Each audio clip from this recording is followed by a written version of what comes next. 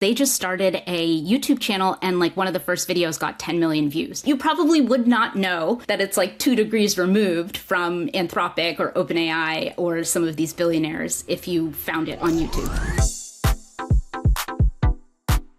Have you seen content creators on Instagram, TikTok, YouTube, and podcast clips talking about the existential risk of AI? These creators often appear critical of AI. They seem like they're part of the broader anti-AI movement, and they're talking about ways that AI could go dangerously off the rails and kill us all. But these anti-AI influencers aren't exactly what they seem. Today, Natasha Tiku, a journalist at The Washington Post, is joining me to talk about the AI safety movement and their quest to take over the internet through influencers. AI safety organizations are paying influencers thousands of dollars to seemingly promote anti-AI content. But the people funding a lot of these AI safety groups are the exact same millionaires and billionaires that are building some of the biggest AI companies on Earth. So we're going to talk about the origins of the AI safety movement, who the main players are, and how this whole thing is basically just a massive astroturf campaign by billionaires to push their own pro-AI agenda. Hi, Natasha. Welcome to Power User. Hey, Taylor, our second pod today.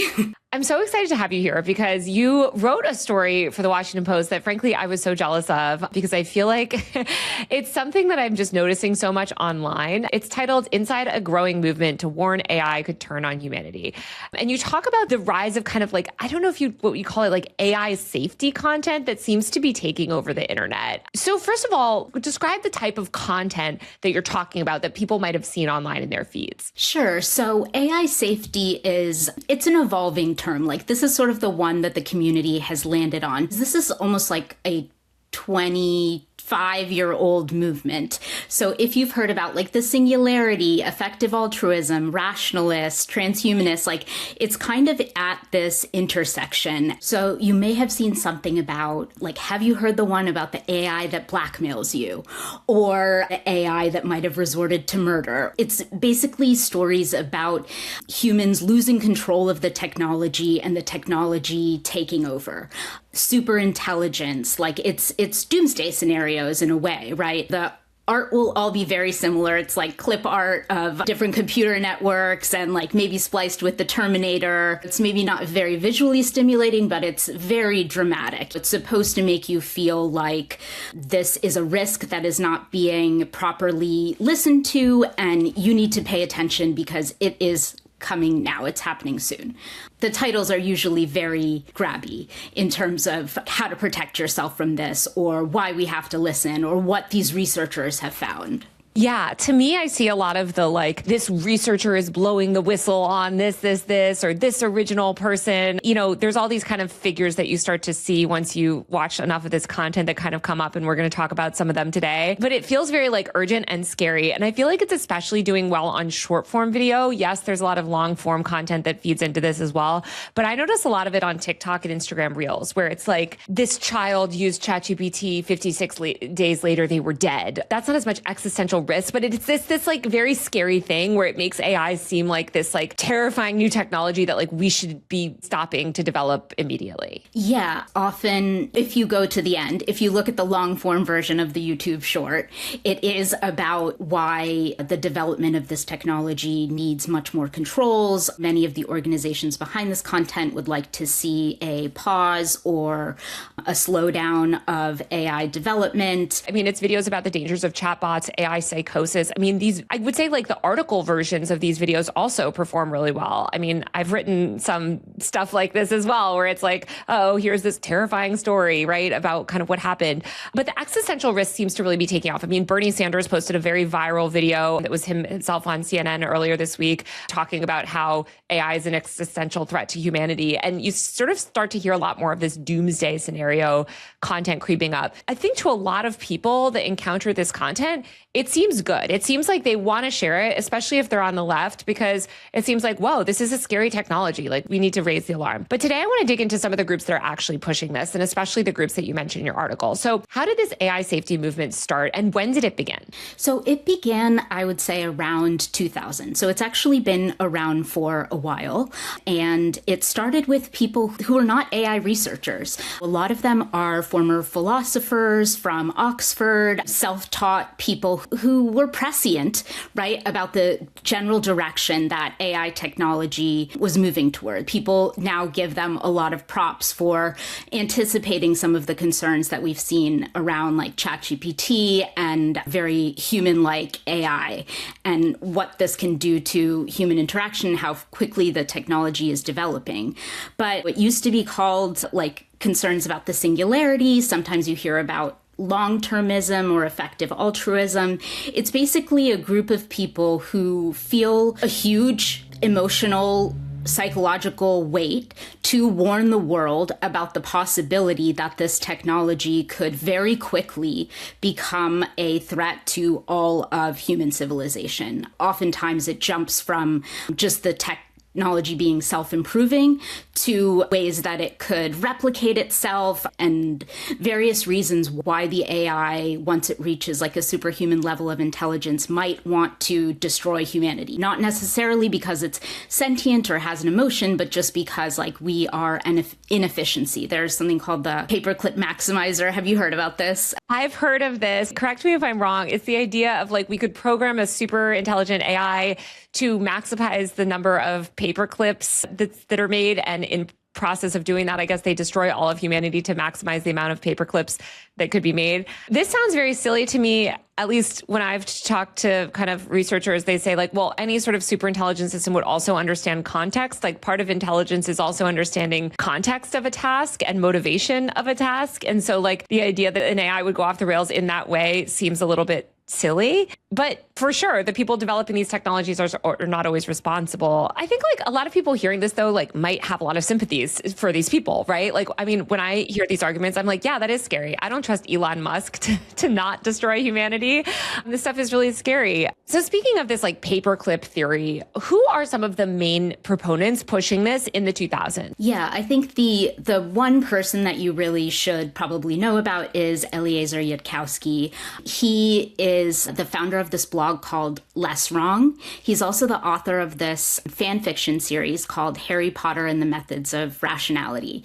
And these names might sound goofy, but this has been an entry point for a lot of the young people working in AI today. You would be surprised like how many of them kind of came up through Harry Potter and the Methods of Rationality, through Less Wrong, towards Effective Altruism. And Eliezer is the one who came up with this paperclip maximizer experiment. And I mean, part of the reason I think it's so interesting that they're only now kind of leaning into influencer marketing is because they really understood the power of memes. Like the whole point is to have this super simplistic analogy that you can share with the world, and that's very memorable. But it is wild to, having heard this like a decade or 15 years ago, to see like politicians bring it up, or like world leaders, deeply serious thinkers with a lot of geopolitical power. I think it's hilarious that Harry Potter fan fiction ended up being this on-ramp to this like stop AI movement. You mentioned effective altruism, and it seems like that's what a lot of it, you know, evolved into. So you had Eliezer Yudkowski, you had a couple other kind of figures in his orbit in the early 2000s screaming about AI. I think everybody thought they were kind of probably pretty silly, or that it seemed quite a while off at that point, given that where we were with technological development. Can you explain what the effective altruist movement is and when it began? So I would say the effective altruism movement became popular maybe like 15 or so years ago. And when you first started hearing about it, the term that got popularized was earn to give. So this was also a movement targeting young people, ambitious young people, intellectual young people. And it was arguing that rather than like go and work at an NGO, you go work on Wall Street. You go take like that kind of corporate job, earn as much as you can, and then give away those money to efficient charities. At the time, the movement was really focused on global poverty. The idea is like the utilitarian argument about like doing the maximum good means helping the most people. But when this subculture kind of merged together with the rationalists and the transhumanists, they started to argue that actually the way to help the most people was to warn people about existential risk from AI, both because it could harm all of humanity, human civilization, but also because in some people's minds, not bringing about this good version of superintelligence would mean we wouldn't be able to like colonize the stars and like merge with digital beings. I mean, part of the reason they don't open with some of these arguments is because it really stretches the imagination. It's very hard to talk about in a concrete way. A lot of it is based on this Oxford philosopher named Nick Bostrom. He has this book called Superintelligence. And as much as they were fringe characters, what's been really interesting is seeing how pivotal they were in the founding of a number of these like extremely powerful, close to $1 trillion AI companies. It was Eliezer Yudkowski who introduced Peter Thiel to some of these ideas, and Elon Musk. He's like responsible for some of the like funding going into these companies in an early stage, because the founders of these companies were also talking about this idea of artificial general intelligence, or AGI. I mean, you really don't need to know the terms. You just need to know this concept of an AI that is smarter than a human at anything a human can do. I mean, it really sounds like science fiction. Okay, so there's this group of people, Yudkowski, et cetera, the singularity people. They are pretty anti-AI. Yudkowski, for years, even as a teenager, was anti-AI. He's writing the Harry Potter fan fiction. Everybody's getting involved. Then they, as you mentioned, kind of like loop up with the effective altruists. It sounds like get a little bit more mainstream credibility, start to work their way into these tech companies, amass a little bit more power. But you also kind of alluded to something, which is that like, it doesn't seem like they're as anti-AI as you think. Like a lot of them, it seems like, are interested in this idea of an aligned AI, or at least this idea that like, it's not even necessarily that AI is bad maybe, but it's just that like, we don't have an AI that's working in the interest of humanity. Is that right? Yeah, that's such a good way of putting it. And this is one of the concepts that is, I think, hardest for people outside to grasp, because if you think that a technology is going to destroy the planet, destroy every human on Earth, cause this kind of existential risk, you would think that you would be doing everything in your power to stop it. But what you quickly realize is that there are not that many groups of people that are also so enamored with the potential for utopia from this technology. Aligned AI is one term, and that means kind of aligning AI with human values. Again, a very, very abstract concept, but basically it's like,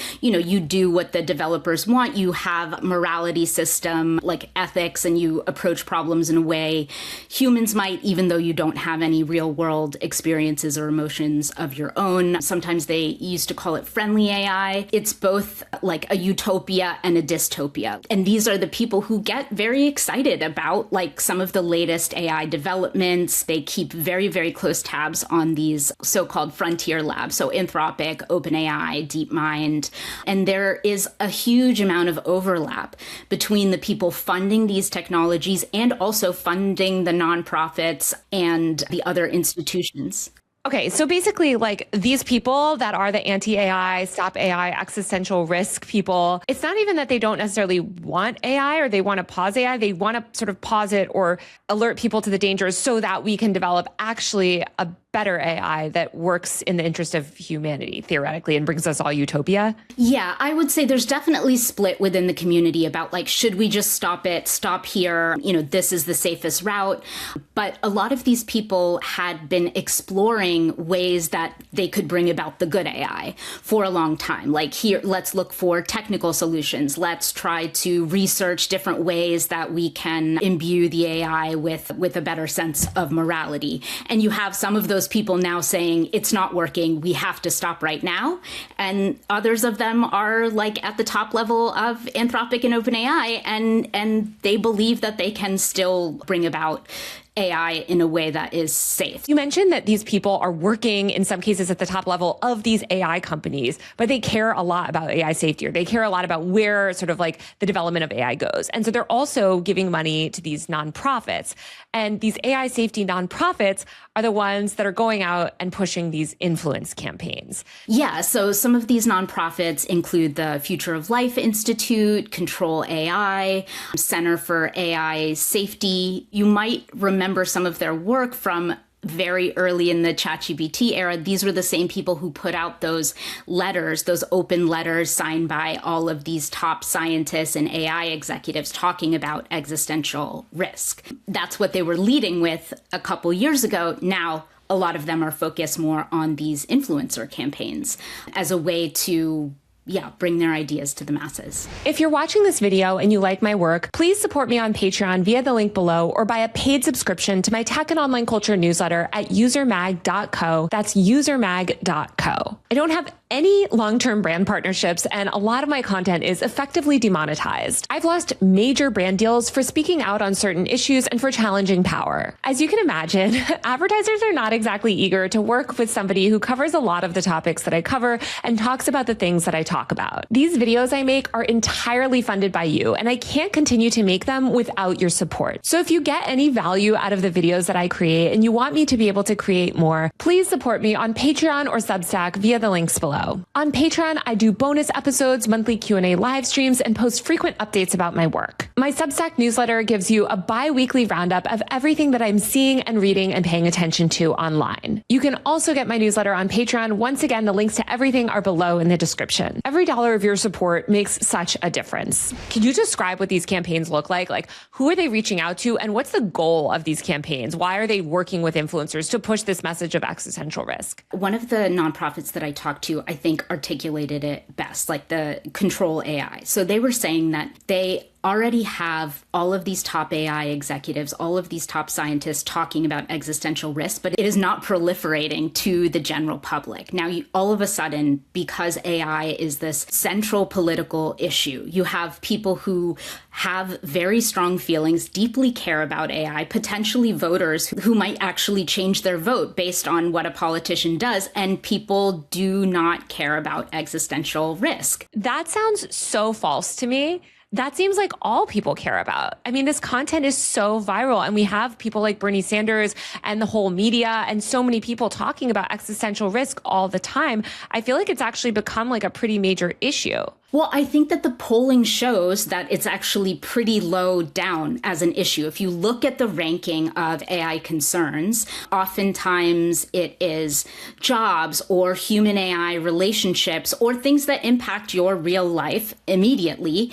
And existential risk is just hard to get voters really animated about. That makes a lot of sense, because I guess if you're thinking of like what is scariest about AI right now, obviously you're more concerned about your job before you're concerned about the end of the entire world. Yeah, if you look at like the reaction to the deaths by suicide that got so much attention last year from ChatGPT, from Character AI, and how much it animated parents and that therefore animated senators, then you have hearings and you have bills, you are not seeing that same attention, that same kind of energy that feels authentic, that feels like, oh, real people are agitating for this change around existential risk. I mean, I was listening to this like kind of a back and forth debate. Like, should we try to join the rest of the people that are upset about AI? And they were like, they have the energy, they have the bodies. We have to move towards this direction. You cannot tell somebody who's worried about their job going away and about their kids' college being totally irrelevant to prioritize existential risk. You have people who care. Let us join them. Like, let's build a coalition. And what do they want to do when they get that power? Like, what is their sort of policy agenda? Because I think a lot of like progressives see this content and think that it's aligned with their values, or maybe think, like you said, they might be looking at someone like More Perfect Union, which is having a lot of success on YouTube by fighting against data centers, and, you know, seeing like, oh, wow, maybe this existential risk is kind of a version of that. But when I look at this movement, it seems a lot more sort of like reactionary than people might imagine. Why should people maybe like look at this a little bit with a side eye? I mean, I would say that asking these organizations straight up, okay, well, what are your political priorities? What's the bill that you're supporting when you're going and talking to these senators about AI blackmailing you or loss of human control around AI? And I would say it hasn't coalesced.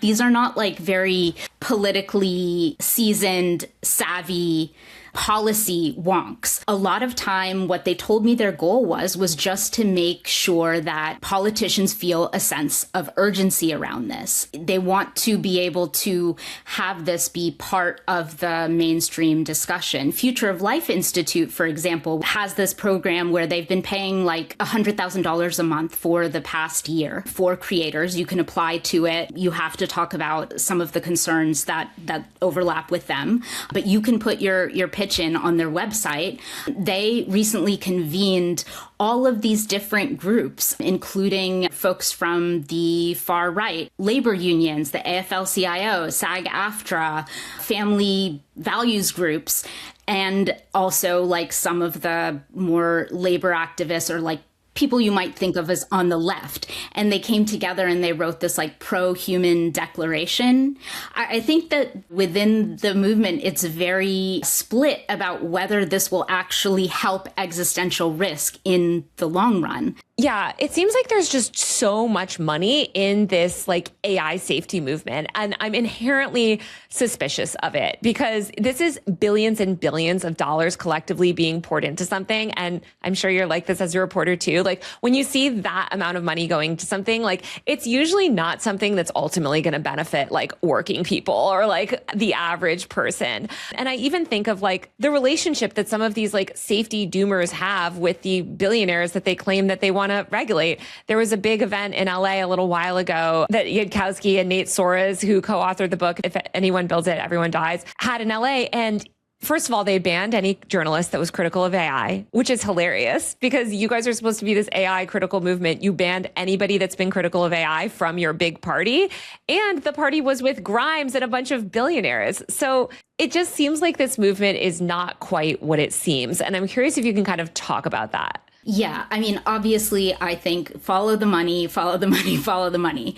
And if you look at where the funding is coming from, it is coming from the same people who are benefiting from the technology. I mean, you can just highlight a handful of people, which also goes to show you that it's not necessarily a grassroots movement, right? So you have Dustin Moskovitz, the Facebook co-founder. You have Elon Musk, Jan Tallinn, who is co-founder of Skype, Vitalik Buterin, who is a co-founder of Ethereum. And then you have a number of very wealthy AI researchers who are also putting, millions or hundreds of thousands of dollars into the AI safety movement. And one thing I think that people just do not appreciate is that these same people are also funding Anthropic and OpenAI, literally. The vehicle for Dustin Moskovitz, it used to be called Open Philanthropy. They have since changed the name to Coefficient Giving. But the former head of the organization, his wife is a co-founder at Anthropic. He now works at Anthropic. While he was at Open Philanthropy, they gave a $30 million grant to OpenAI in order for him to have a board seat. Again, this is like part of the utopian bent. Maybe if we're inside the organizations, we can change from the inside, we can emphasize safety, but you also have the same founders putting $1 million here or there into various AI startups. If it seems from the outside like this is like a countervailing force against the concentration of power in AI, it's not. It is being funded by people who are at the center of the concentration of power in AI. It's something that is so hard to explain to people from the outside because, again, the natural response is if you really think that this is so dangerous and is going to kill everybody, why would you back it? But I think the fact that many of these people are technologists themselves and are so enamored with the idea of being able to recreate human intelligence. Yeah, I think like a lot of people might look at this movement and think that it looks really organic, or they see these science YouTubers or, TikToker that they really respect talking about AI risk and how existential and bad it is. There's a big group chat of progressive leaning influencers that have been talking about getting these deals. They also were offered a deal from a pro AI super PAC. A lot of them were against that AI super PAC deal, saying, we can't be on the side of billionaires. We can't be seen to promoting AI. That's really bad. But then they're taking these other deals that I would argue are just as much on the side of billionaires. It feels like this sort of astroturfed billionaire war that's happening on the internet. And I think the pro AI groups kind of acknowledge that. They say yes, we got a statement from the co-leader of Leading the Future, a big pro AI super PAC being yes, it's an all out internet war right now. And we need to get our side out. We need better PR for AI that's pro AI. But I think a lot of what people don't realize is the quote unquote AI safety or the existential risk or all this sort of seeming anti-AI content is often also funded by billionaires or is also in service of like a billionaire's mission. Yes. I mean, this is why people who cover this particular intersection or faction of AI have this kind of spreadsheet in their head about how the money is moving around. They really do not make it easy to find or easy to track. Those same handful of billionaires that I mentioned, they have so many different vehicles. There are like crowdfunding sites where you can move some of this money around. If you've heard of anything called like the Survival and Flourishing Fund, I mean, I can't even, maybe let me just go back on how hard it is to track. It is so hard to track because not only do they have all these weird like C4 nonprofits, like dark money groups, like there's so many dark money groups in this area, but it's also just like, for instance, Ayala, the pro-billionaire girl, the girl that literally hosted a pro-billionaire march outside San Francisco when certain politicians were talking about a billionaire tax. This girl is now running an AI doomer existential risk content creator program where content creators can get thousands of dollars a month and mentorship from Grimes to post about AI existential risk. So I guess I like kind of really want people to like look at all of this content with more of a critical eye, because when you see this stuff, I think a lot of people think like, wow, amazing, progressive content. Like you're speaking truth to power. You're calling out the AI industry in this really intense way. You know, you're talking about this threat to humanity, but that's not what these videos are doing. Like these videos are often also funded by billionaires to push a specific message that serves their ultimate agenda. And it's not so clean cut as people might think. Like you said, it's not so like easy to parse if you don't have all that stuff in like this mental map in your head of like where everyone is with AI. Like it's not so easy to identify. No, not at all. And oftentimes you find a nonprofit, you scroll to the bottom, it says, oh, I'm a sister organization of this organization. You go to that one, you scroll to the bottom, you have to like Google around and find it. I mean, I have pitched to the Washington Post many times, like a map of this. And they're like, Natasha, we can't put your murder board on the cover of the Washington Post. But I'm like, but people need my murder board, you know, because it's really, really hard to keep track of it. I mean, it's not, I had a similar one for like antitrust policy groups, because it was like, oh, Google has funded everybody on the right and the left. And this is why you don't hear about antitrust. Tech organizations just have so much money. It's like, if you put it all together, it doesn't even cost them that much to have this much influence, right? But they certainly don't want to make it, you know, very readily visible. Partly, I think, like I wonder why Open Philanthropy just changed its name to Coefficient Giving. One thing I will say is they used to be pretty transparent. You used to be able to go to the site and at least use the search function. And now, like, that's not working either. So yeah, I mean, I really have so many Excel sheets that just try to track this behavior. And like one thing I found that was like super interesting to me is that a lot of these young people who ended up saying yes to some of these like fellowships or influencer campaigns, they had already been touched by existing organizations that are part of the AI safety movement, like Blue Dot Impact. It's this group that talks about AI safety that encourages people to go towards these careers. Or if you've ever heard of 80,000 Hours, again, another career advice podcast, organization. And, you know, they have gotten $31 million over the years from Open Philanthropy, just Open Philanthropy. They've gotten millions of dollars just for their marketing budget in recent years from Open Philanthropy, Coefficient Giving. And they are actually one of the inspirations behind focusing on influencers, because they just started a YouTube channel and like one of the first videos got 10 million views. And everyone I talked to mentioned that. It's called AI in Context. You probably would not know that it's like 2 degrees removed from Anthropic or OpenAI or some of these billionaires if you found it on YouTube. Well, that's the thing. I think so much of this content, in fact, and maybe it's just like my personal frustration as well, because like a lot of people that watch my content they end up consuming this content, or they send it to me and they're like, oh, look at this like brave content, you know, like, oh, they're really calling out like the dangers of AI. And I look at it and I look at the person.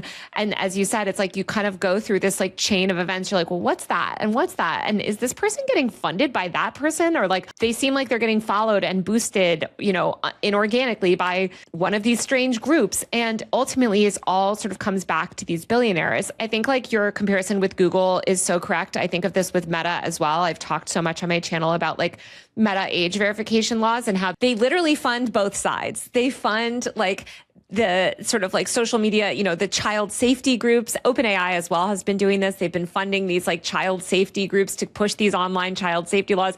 And then they're also funding the politicians fighting those laws. And so it's just like either way, they have influence. And when I see a lot of AI content on the internet, aside from the like pro AI accelerationist, like tech maxing people that are like, just get on board. AI is coming. We love it. A lot of the content that is performing well is this like doom content. And I don't know. I think that like it's hard to know how much of that is organic and how much of it is shaped by this stuff. Because I think even when it's not being overtly paid for, it's being created by people that are in those networks or influenced by these billionaire campaigns or in this sort of broader EA community. And so it's hard to know. I don't know. It makes me feel like depressed because it's like anyone that's trying to have like a nuanced opinion on AI, you're being like warped in every direction, right? By this like ecosystem of content. Yeah. I mean, I find it increasingly challenging to explain these power dynamics and what's happening behind the scenes for a mainstream audience at the Post, because like I said, you kind of have to have this internal map of who everyone is funded by, what's their ideology, where are they coming from. Part of what really compelled me to focus on this story is looking at the fact that often they were advising these influencers to pull content ideas from research papers. And a lot of times it's like research papers from Anthropic, like that blackmail example actually is from an Anthropic paper.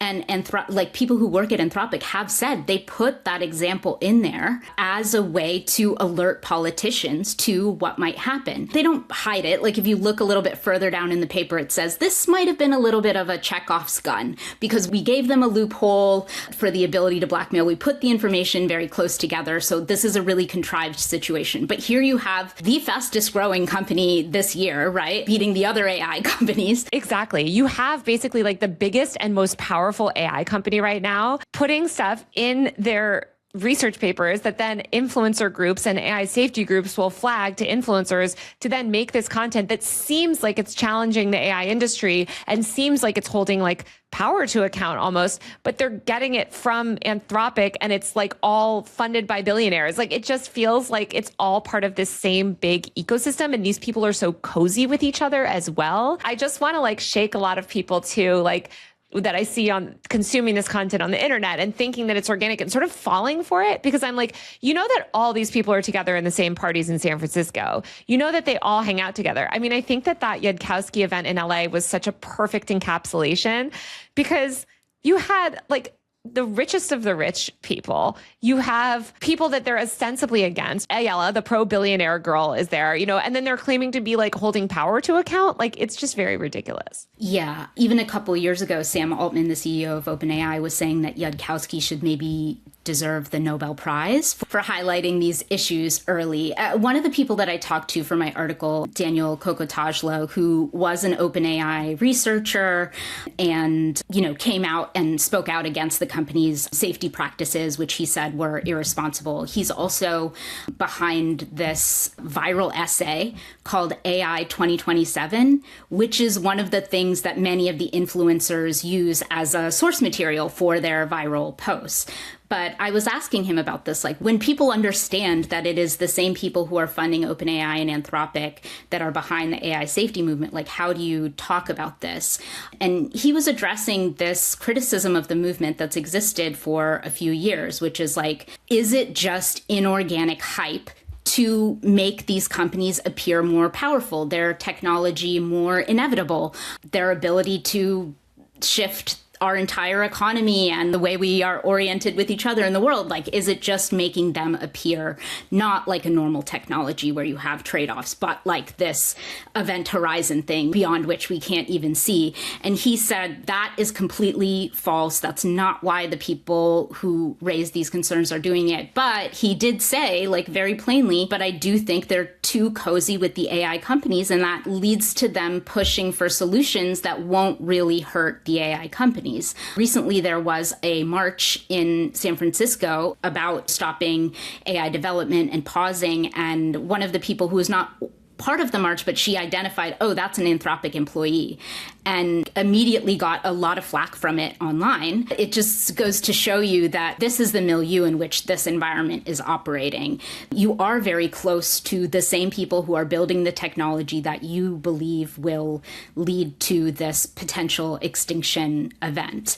And the closeness, I don't think you're right, is probably not apparent at all to somebody who's consuming the content via YouTube, Instagram, TikTok. No. And also, I mean, I know that person says it's completely false and they might truly believe that it's not all marketing. And I'm sympathetic to that. I think a lot of people say, oh, this is just a marketing psyop to make it seem more powerful. But that is ultimately the effect that it has as well. And I do think that there is this like fervor around AI where it is treated as this like radically different technology. I was talking to a tech policy person a little while ago that was like, the internet was radically transforming technology that had like insane bad effects and good effects and stuff, right? But we didn't have this sort of like hyperbolic, like existential like crisis over it, although we could have. But here, like with this technology, we do. And I think part of the reason we do have that existential crisis is because we have all these billionaires involved and people at these companies involved. And I do think it's not even that it's sort of in their interest to push these narratives, these hyperbolic narratives, but I think they also buy into a lot of these hyperbolic narratives. They really believe that they could create a doomsday, scenario or something with their technology. And maybe they can, but I don't know. I just think like at the end of the day, this is new technology.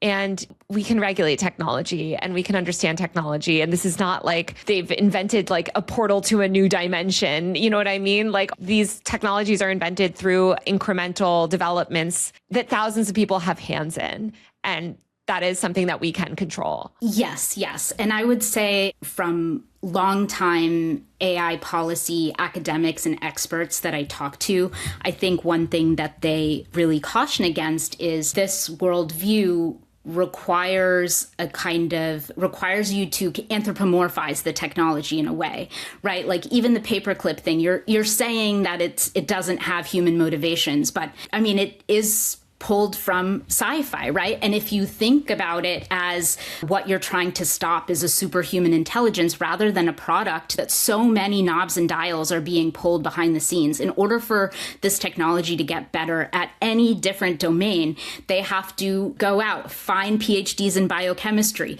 have them write it down, generate tens of thousands of synthetic examples. So these are the people that are really, really twisting the knobs and dials to get the most out of this technology. I've just never understood, and I've asked so many people, why is it the people that are doing the most manipulation, most human manipulation, the most product design, the most optimization to the technology that are so convinced that it will be this kind of runaway scenario? I would just say, though, that like one thing I thought a lot about while doing this piece is this great paper that came out a few years ago that talks about this community and like the field building and epistemics. And one thing they highlighted is that it is the money, but also the AI safety movement is very involved in knowledge production, cooperative knowledge production. And this is a work of a lot of the AI safety nonprofits. They are writing papers, developing technical solutions that reference each other. If you start going into the footnotes of the papers, it might even reference a less wrong blog post, or this is not peer reviewed. The whole industry has moved away from peer reviewed, but it talked about like how it's like social cohesion. One of the animating beliefs is that people are not listening. This is an urgent issue. You have to show them how important this is, many of the ways that it can go wrong.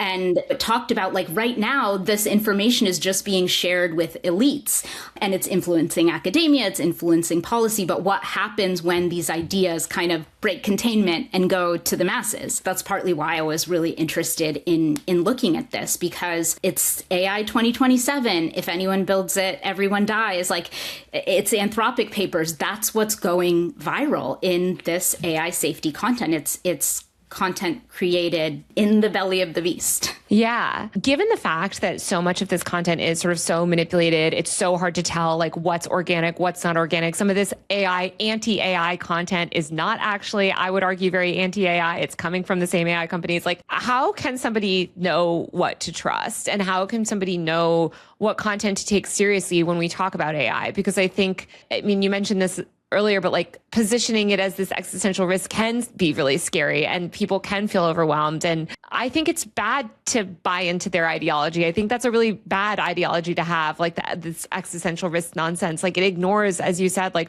all the real humans turning the knobs to like make actual changes in these products. So like, how do you kind of navigate and know what information to really trust and know who to actually listen to, about AI? I mean, I wish I had a simple answer for people. This in the entire, I don't know how long I've been covering tech, like 15 years longer. This is the most challenging time because you could technically call up 10 reputable experts who would show up on the cover of the New York Times and get like very different answers. So I think that it's integral to know where people are coming from, to know where their funding is coming from, to know who they studied under, to know where they got their ideas, to look at what forums they participate in. Unfortunately, though, it's like you almost need to have an understanding of the ecosystem to be able to find it. You could go to their LinkedIn, scroll down, you could look at the last 5 papers, you could look at who they work with and not necessarily know that they might be coming from a strong ideological bent when it seems like it's just in the pursuit of science or in the pursuit of truth. But I would definitely say don't stop at the YouTube video. Look at whether there is a disclosed sponsor. Look at the sponsor. Go to their website. I'm not saying do your own research. I'm actually just saying that be extremely skeptical of everything that you hear from AI. And maybe hopefully they'll let me put my murder board on the cover of the Washington Post. I know. I hope so. I just want them to be skeptical of this like AI safety content and like look at it twice. Because I think there's just all these people that I see grifting online right now that are getting huge audiences by ostensibly challenging power, speaking out against AI dangers. And these people are extremely well funded. These people are well connected, and they're not doing that. Like this is my frustration with this whole movement is like, they're not challenging AI. They're not really anti-AI. They're not really like, they're grifting off this like very organic anti-AI movement. And I think like stoking the flames among the public in a really corrosive way where like, as you said, like we're not able to get smart regulation because now we have a bunch of people that believe a bunch of hyperbolic nonsense about AI when we could actually like make a lot of changes to AI products that would be good and engage with these products in like, I think more nuanced ways than probably a lot of the AI safety people are putting forward. I mean, I will be really curious to see whether some of the research we saw that shows like 70%, 85%, 95% of people believe that AI should be regulated, but that ranks existential risk of, like among the populace very low. I would be very curious to see if it changes because like that's the thing about coalition building and trying to kind of like crest off the wave of this very organic pushback against the concentration of power in AI companies, your inability to say no. But I don't think they need it to rank high. Right? Like some guy from one of these AI safety groups wrote an article in the New York Times pushing what I would argue are horrifying laws and restrictions around speech and information, quoting a very well-known anti-social media group that has partnered with a slew of anti-LGBTQ hate groups. They weren't even centering AI risk in it necessarily, or not existential risk, but they're putting forward really dangerous laws. And yeah, maybe they're not getting people on board with the existential risk as much, although I do think they are. Even if they don't get people on board with the existential risk stuff as much, they can hop on the anti-data center stuff. They can hop on all the other stuff. They can hop on all the idea that AI is drinking up all of our water, which is debatably untrue. Like, I think they can just like, there's so much anti-AI sentiment for good reason that these extremely well-funded groups are seeking to co-op. And I just want people to like think twice before you let yourself be co-opted by this really deranged movement of people that just hang out with a bunch of billionaires and like also work in the AI industry, I guess. Like, I don't think that they necessarily have our best interests at heart. I mean, maybe I'm even more cynical than that because actually I would say they have already so much power in DC because Anthropic, and at the time OpenAI was like during the Biden administration was pushing a very different type of message.